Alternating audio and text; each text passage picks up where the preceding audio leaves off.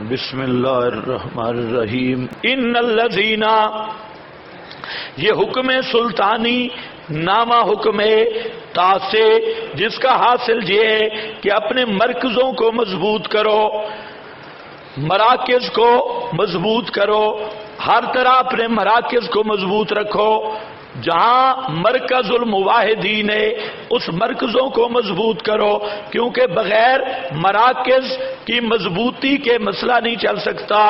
تو اس لیے فرمایا ان الذین، بے شک وہ لوگ کہ فوت کرتے ہیں ان کو فرشتے، ظالمی درا حالے کے ظلم کرنے والے ہیں اپنی جانوں پر، قالو کہتے ہیں فرشتے، ملائکہ کہتی ہیں بوقت توفی اور موت کے، فی ما دین کے کس کام میں تھے تم، قالو جواب کہتے ہیں کننا تھے ہم بے بس زمین میں، قالو کہتے ہیں الم تکن کیا نہیں تھی، یہ دوسرا سوال ہے ملائکہ کا، کیا نہیں تھی زمین اللہ پاک کی وسیع کہ ہجرت کرتے تم اس میں، فاولئک ثمرہ ہے بس وہی لوگ ہیں ٹھکانہ ان کا جہنم ہے، اور بڑی بری جگہ ہے ٹھہرنے رجوع کرنے کی، مسیرہ رجوع کرنے کی، مگر المستضعفین بے بس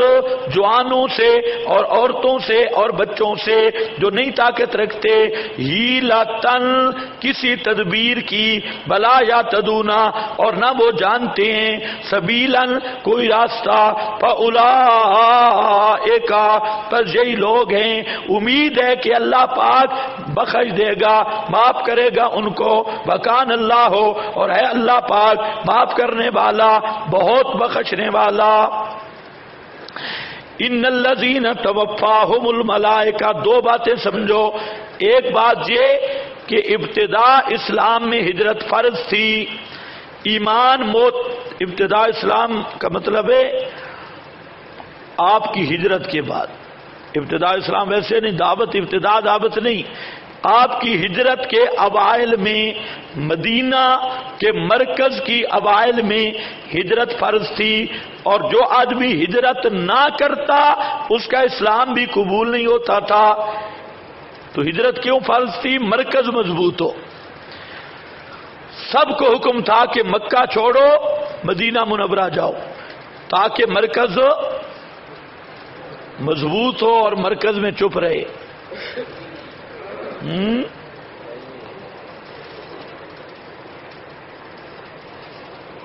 آج پھر کسی کو روزہ تو نہیں ہے؟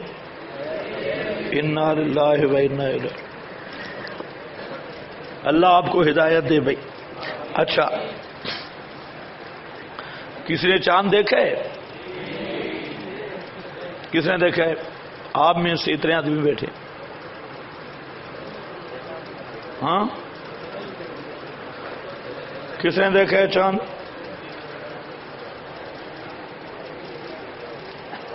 ایک نے بھی نہیں دیکھا۔ اور نبی پاک صلی اللہ علیہ وسلم نے کیا فرمایا؟ سومو لرؤیتہ وافطروا لرؤیتہ، کسی سے قسم اٹھواؤ کسی نے چاند دیکھا ہو،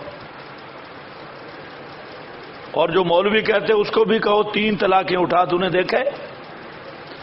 یہ حدیث کدھر جائے گی؟ سومو لرؤیتہ وافطروا لرؤیتہ۔ یوم شک کا روزہ مکروہ ہے، تم تو خوش ہوتے ہو نا، یوم شک والا روزہ مکروہ ہے، ثواب شباب کوئی نہیں ہے، یہ بات ذہن میں رکھ لو، شریعت کے اندر رہو۔ شک والے دن کا روزہ رکھنے کی کوئی فضیلت نہیں، بلکہ سب کتابوں میں موجود ہے، اور اب تو شک بھی نہیں، بالکل صاف موسم، کوئی ابر آلود نہیں، کوئی چیز نہیں، اور کسی کو چاند نظر نہیں آیا، اور پھر غیبانہ روزہ رکھنا، اللہ ہی آپ کو ہدایت دے سکتا ہے۔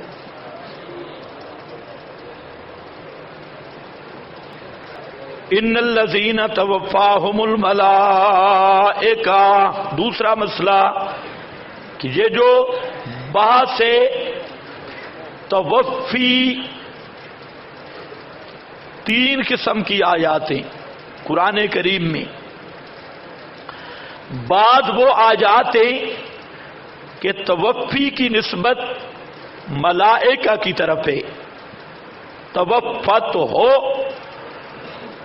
یتوفونہم جیسے سورۃ الانعام آیت 61، اسی طرح سورۃ الاعراف ہے. اور بعد وہ آ جاتے ہیں جن میں توفی کی نسبت ملک الموت کی طرف ہے، جیسے سورہ السجدہ آیت نمبر 11. اور بعض وہ آ جاتے جس توفی کی نسبت اللہ تعالی کی طرف ہے، جیسے اللہ یتوفی الانفس سورہ زمر آیت 42، اسی طرح سورہ یونس کا آخری رکوع اس میں بھی الذی یتوفاکم.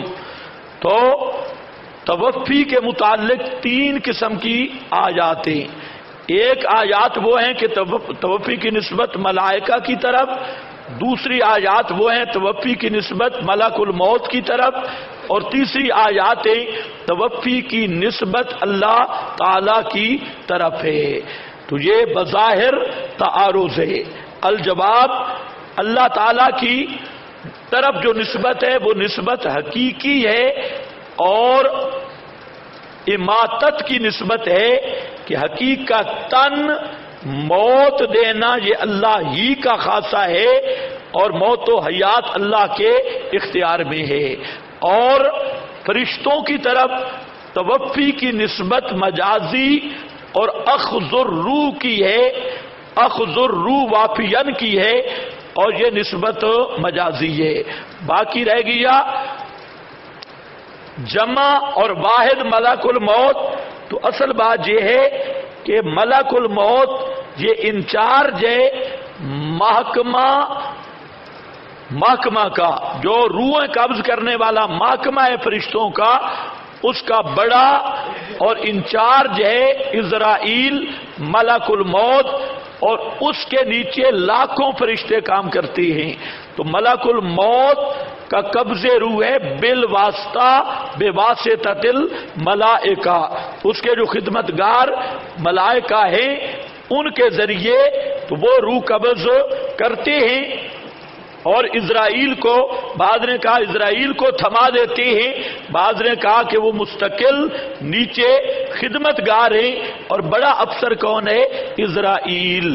اس سے اہل بدعت بریلوی جو کہا کرتے ہیں کہ ملک الموت ایک ہے اور ہزاروں جگہ پہ آدمی مر رہے ہیں، لاکھوں جگہ پہ مر رہے ہیں، لہذا ایک ہی ملک الموت امریکہ میں خیبر پختونخوا سندھ لاہور میں پہنچا ہوا ہے، تو ملک الموت ایک ہو کر ہر جگہ پہ حاضر ناظر ہو سکتا ہے.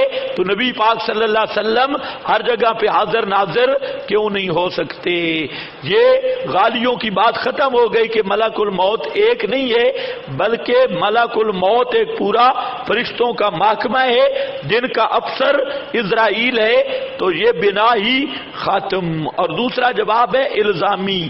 وہ احمد رضا نے خود لکھا ہے کہ جو صفت انسان کے لیے کمال ہے وہ غیر انسان کے لیے کمال نہیں، اور جو غیر انسان کے لیے کمال ہے وہ انسان کے لیے کمال نہیں. اس پر ذرا خیال رکھو. اب ہم کہتے ہیں کہ گدھا 8 من وزن اٹھا کر 4 کلومیٹر بھاگ سکتا ہے، اور مولوی سعید اسد 1 من بھی اس میں لاد دیا جائے تو 1 کلومیٹر بھی نہیں کر سکتا. تو اب گدھے کی شان بڑھ جائے گی سعید اسد سے؟